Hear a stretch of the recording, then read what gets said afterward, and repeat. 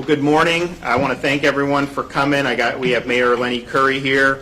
We have Representatives Byrd, Duggan, Fisher, Yarborough.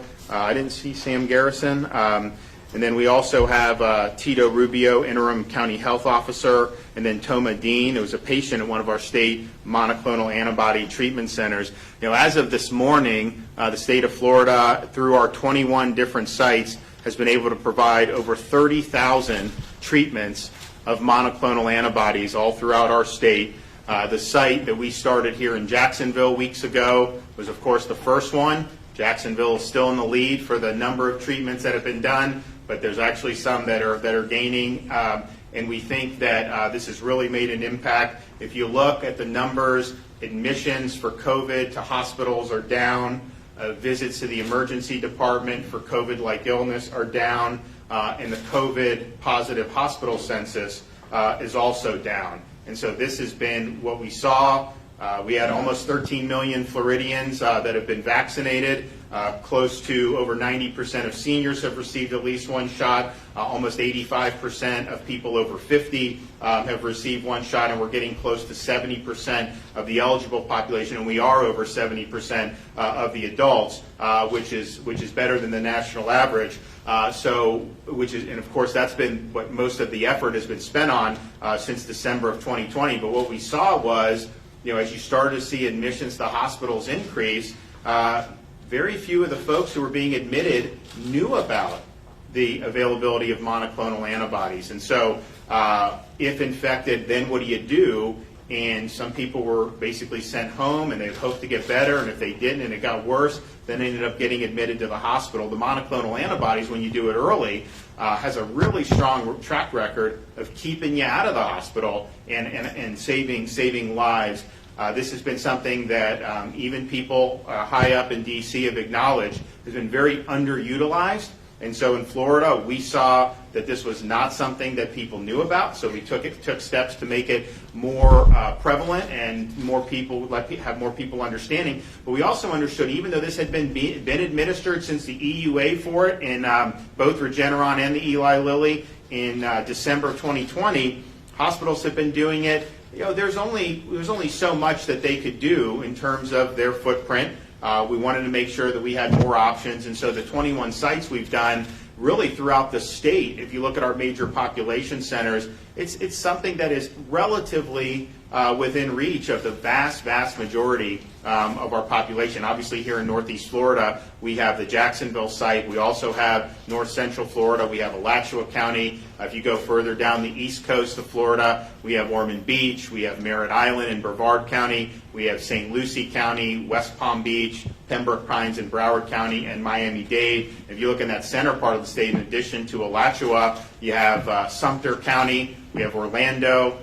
We also have Polk County, and then of course on the west coast of Florida, they're all up and down there. So people now have access to it, and the message is just, look, if you're infected, whether you're vaccinated or not, obviously if you're vaccinated, if you look at the data in Florida, the chance of you being admitted to the hospital is much less than if you're unvaccinated. I think it's typically 80 to 90% of COVID positive patients admissions tend to be unvaccinated. We're also seeing that in the mortality as well, where the disproportionate amount of mortality is concentrated in people that are unvaccinated, which that doesn't even tell the whole story, because if you look, we have almost 85% of the people that are over 50 are vaccinated. Most of the COVID mortality, of course, is over 50. And so if you have more mortality amongst that 15 or 16% of over 50 who weren't vaccinated versus the 85% by 4 to 5 times, then you could say the chances are even greater than that, that the unvaxxed would be more at risk than the vaxxed.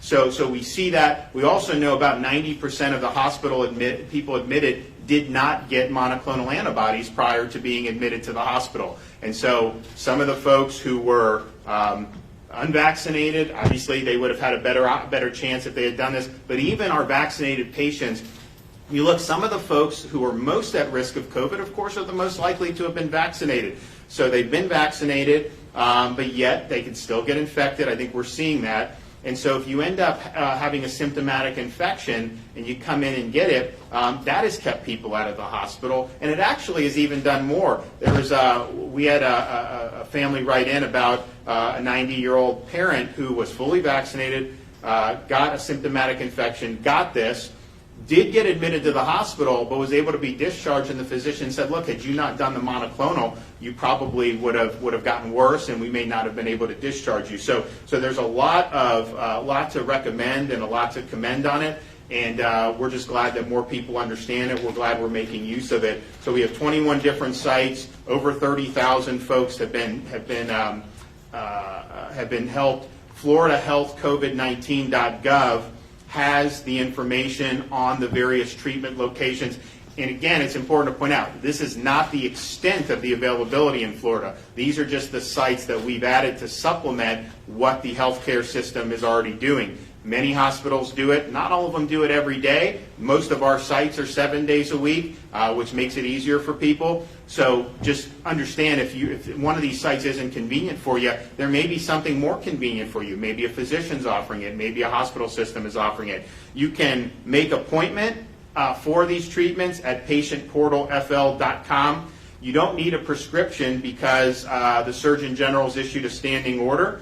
And I think part of the reason why we may have had less visibility on this and less uptake is prior to us doing the standing order and setting up the sites, you had access to this, but you'd need to be referred from a physician. So if you got a referral, then you could go to an infusion center and get it.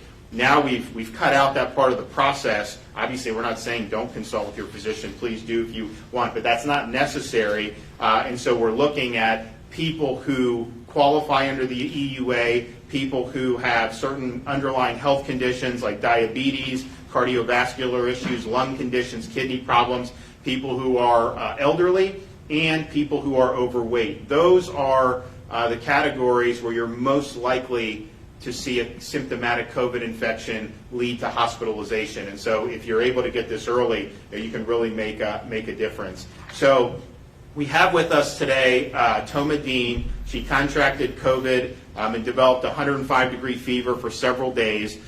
She was recommended to come to get at our Jacksonville site a monoclonal antibody treatment. Her mother had seen some of the reports about it, scheduled an appointment for her. She it was about 4 hours from the time she got there until the time she got home. She recently spoke with our Chief Medical Officer for the Division of Emergency Management about her recovery, but also about how well run the site was. And so we're just going to have her, we're going to have Mayor Curry come up and formally introduce her, but she's going to tell a few words just about how this impacted her, and maybe that will be something that could help other people going forward. So Mayor, do you want to come up, and then we'll have Toma speak. Thank you, Governor. First, I want to say it's been a long year and a half, obviously, but to have the relationship that the city has, that I have, Governor, with you and your staff and your team, to be able to get you guys on the phone, access to testing, vaccines, and now this really important treatment. Obviously, this virus is incredibly contagious, continues to spread, even with vaccinated folks. But these treatments work. I'm glad that the governor gave us access to these treatments. We can see a correlation in the decline in hospitalizations from the time these treatments became widely available to the public. It's saving lives. We've always said it's about protecting our health systems. It's working. It's doing just that. And turn it over to Toma and have her tell her story. And I'm glad you're here. I'm really glad you're here. Very thankful. Thank you. Hi, I'm just introduced myself. I'm Toma Dean. I did receive the Regeneron treatment. First, I'd like to tell everybody, thank you. Thank you for making this available. There are some states it's not available to us in. I say us, as in people sick with COVID. So what they put in place for us, take advantage of it, go get it. I was on day 9 or 10 when I received the Regeneron treatment, and I had 105 fevers. My oxygen at home would drop who in the 70s, 80s jumped back up to 90 very quickly.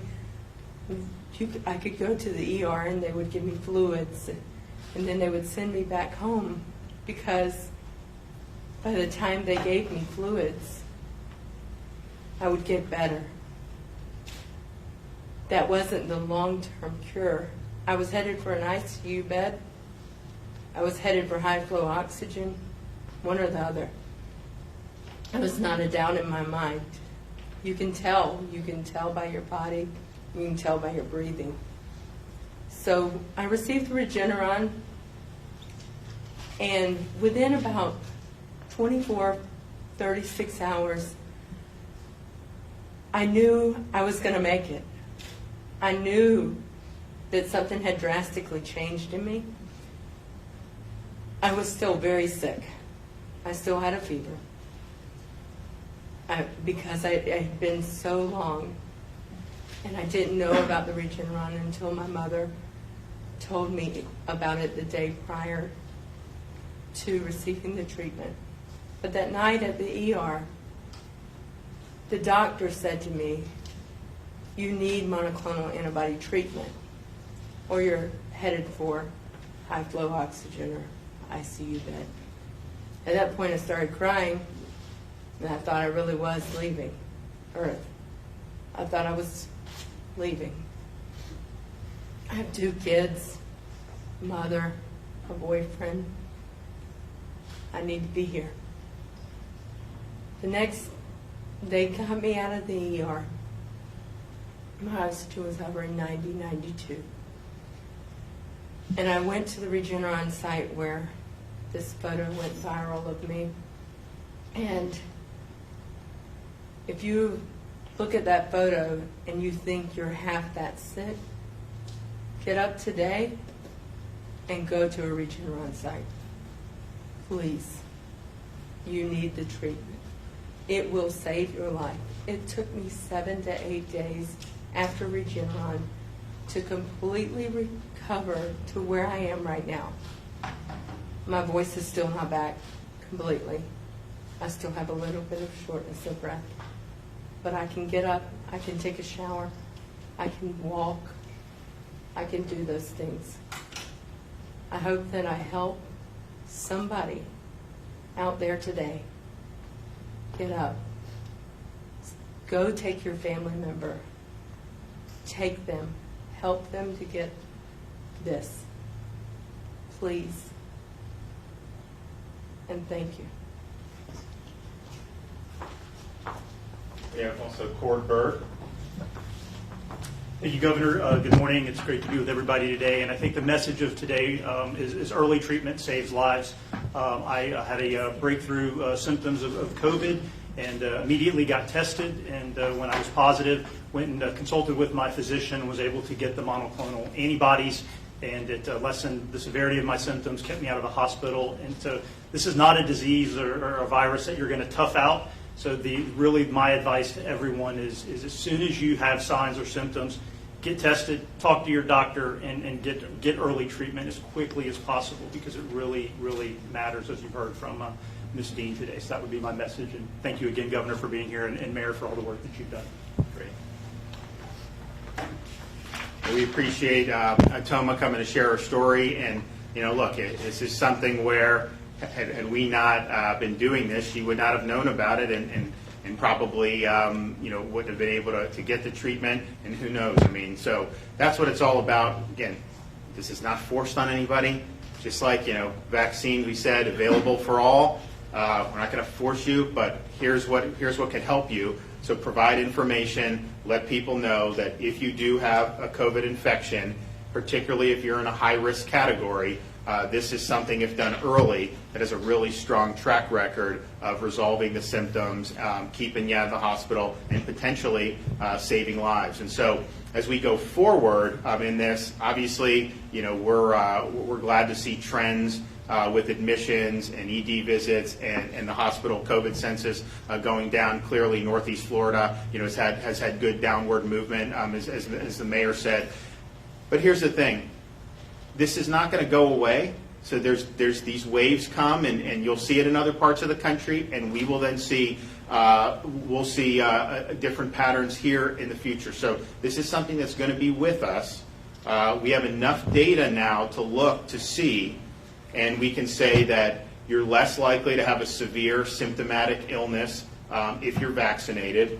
If you're infected, you're much less likely to have a symptomatic illness go to the stage of hospitalization or death if you get a monoclonal antibody treatment. And so those are the best tools that we have when you're dealing with this. So going forward, it should just be part of the standard of care that if a high-risk person comes down with COVID, that they're immediately referred to get a monoclonal antibody treatment. And obviously, we have 21 sites operating now.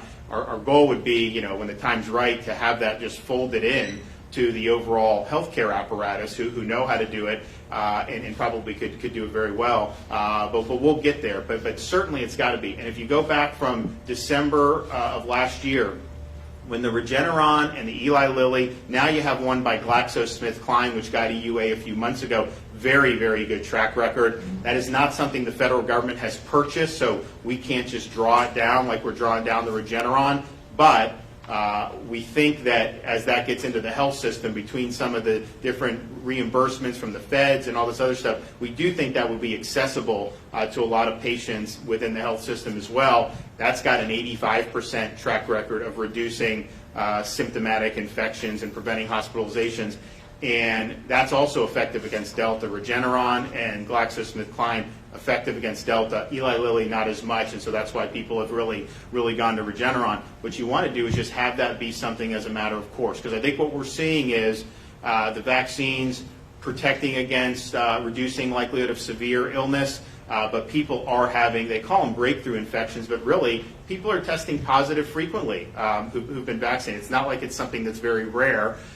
Most of the time that's going to be enough protection to where hopefully you'll just have a mild illness. But if you are in a high-risk group, if you're somebody who has some of those underlying conditions, people who are elderly, you may want to avail yourself of the early treatment. And so we're happy to be able to have 30,000 folks that have gotten treatment in the state of Florida with our sites. We've been doing on average about 4,000 a day across all the sites, and we obviously want to continue to provide that for as many people as we can. Okay, with that. Governor, I got a question about your fundraising trip to New Jersey. Go ahead. Thank you. So Judge John Cooper ruled on Friday that your executive order on mask mandates is unlawful. How do you react to that? What are your next steps? Well, it's going to be appealed. Obviously, it's problematic. If you look at the ruling, he's basically saying that it violated the school boards. The Parents' Bill of Rights violates the school board. But in reality, the school boards weren't even parties to the case. So I think we're going to have really good grounds to appeal in terms of the First District Court of Appeal. And look, at the end of the day, what the Parents' Bill of Rights requires, in our judgment, is that parents be given the right to opt out if they think that's in the best interest of their kids. So districts can actually have policies, but you got to outboard parent the right. They've basically taken away the right of parent and say you don't have any say in it. I thought about this and then thought about, what if the reverse happened? What if a district banned anyone from wearing masks? I'll bet you'd have parents sue under the Parents' Bill of Rights, say, hey, wait a minute, I think this is in the best interest of my child to go to school to wear, you know what, I think that they would win on that. And so it'll be appealed. We'll end up getting it back. And I think at the end of the day, ultimately we're just trying to stand with the parents. A lot of parents, they know their kid in terms of the health. Parents' Bill of Rights has said this is your right here, and we think it's important that they be able to be given the ability to opt out. Good news is that if you look at where we're seeing, obviously they've increased testing a lot among school-age kids, massive increase in testing. But I think these are mostly asymptomatic and minimal cases. The American Academy of Pediatrics even came out and acknowledged that there's no evidence that the Delta is more severe with minors than the previous iterations of COVID. CDC actually in their briefing last week said, the COVID positive patients who are under 18 in hospitals is no different in terms of the proportion than it's been throughout the entire pandemic, and in Florida it's been about 1.1, 1.2%. And a lot of those are hospitalized for things other than COVID. They're positive, but they're being treated for other things. And so, it is a low risk. It remains a low risk for students, which is obviously a very good thing. And clearly, we just want parents to be able to have their kids be in the best situation to learn and to grow and to do all the things that we need our kids to do. There was a really disturbing study that came out about, and I think it was focused on areas that had the kids locked out of school last year, which had a massive increase in childhood obesity as a result of some of these lockdowns. And you think about it, the COVID's been roughly a flu level risk or even less than that for kids, but you see a big increase in that, that's going to have huge ramifications for people's health going forward. And so we just want kids to be able to learn in the best environment, and obviously we want to make sure parents have a say in that. Governor, you've been criticized for going to New Jersey fundraising. Hi, Governor. How are you? Over the past summer, we've seen a massive surge in COVID cases, but however, the last 3 weeks, we've been kind of plateauing at 150,000, 151,000. Do you think this surge is about to end sometime soon? Or? So here's what we're seeing on the case. It's a good question. So if you look at kind of when the 7-day average peaked, it peaked and then it's kind of just been trudging along. If you look at the cases amongst people over the age of 20, you see a clear decline over the last 2 weeks, which is obviously a good thing because those are the folks over 50 who are most likely to have serious illness. What's holding that kind of average up has been a huge increase in testing amongst people in school. It's not necessarily having more symptomatic illness, it's just detecting more mild cases. And so if you look at the graph on the number age group testing, it's a huge increase. And so I think they're detecting more mild cases, but I think if you look at the decline in ED visits, I think if you look at the decline in hospital admissions, and I think if you look at the decline in hospital census, those are really the key indicators about where symptomatic illness is. So I think as the whole back to school stuff and some of that testing goes, I think you'll start to see, I actually think it's going down in the school age kids. I just think that they're testing so much that the numbers are being held, but the percent positive I do think is going down. So, but these indicators, especially with Delta, which is very transmissible and it's something that is airborne, we really are trying to protect against symptomatic illness. I mean, that's why we're doing the Regeneron clinics. I mean, we understand that even vaccinated people can test positive. Obviously, unvaccinated people can test positive. So what do you do then? And, I think at the end of the day, that's really, so this has been helpful. Obviously, Mayor Curry said, it's tracking. As soon as we put this in, you've continued to see the hospitalizations go down in this part of the state, and that's great, and that's what we want to do. Why are you doing out-of-state fundraising during the pandemic? Schools, though, increased cases here. What's that? In Duval County, at our schools, we are seeing cases increase. Yeah, but you're also seeing testing increase, and so Exactly. so when you look at it, go ahead. Well, yeah, but they're passing that on. Then they may not be as serious, but they're passing that on to parents and guardians. Doctors are telling me that's the problem. That's what they're concerned about. What's happening. That's why they believe that a mask would be beneficial in that, at least so the kids don't get sick. So the issue is, okay, as a kid, yes, it's mild. Thankfully, they get over it. They handle it very well. And actually, if you look statistically, a elementary school student, barring any major health problems, but a typical elementary school student is at less risk unvaccinated than the average vaccinated adult, even though the vaccination's helping the adult. That's how low risk it's been for them. And so the issue is, are they then passing it along to parents? I'd say two things. One, the record's been very clear. Kids almost always get infected by adults. They are usually not the one to affect the adults. However, I would also say, if that's a concern, a parent has every right to have the kid wearing the mask to school. No one's saying you can't have that. That's your decision. I think a lot of parents would look at it and say, they're more concerned about making sure their kids do well in school than they would be worried about that. But nevertheless, every adult in Florida has had access to the vaccine since April. And obviously, we started with senior citizens in December.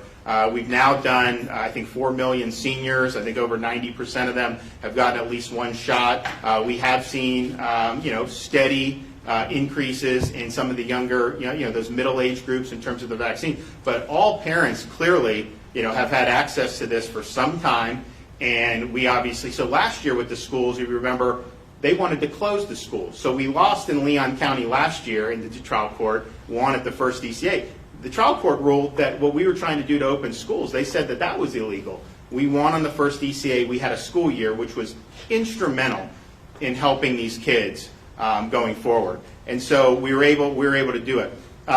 But when they were trying to close schools, there was an acknowledgement that this is low risk for kids at the time. They were acknowledging that, but it was all about potentially spreading it to adults. And even though there wasn't a lot of data supporting that, that was kind of what they were doing. Well, that was prior to having vaccinations. Now you have the ability for vaccinations both for staff and for parents at home. And so, my view would be parents should equip their kids to school how they want. If they want them to do mask or not mask, I think it's their choice. But I also know there's things they can do to protect themselves going forward. And I would just hope that they could do. And look, obviously open schools is so important. We were really the leader last year in this across the country. We're continuing to make sure that we have a good school year. It's very important for everyone, regardless of what you think about parents' rights.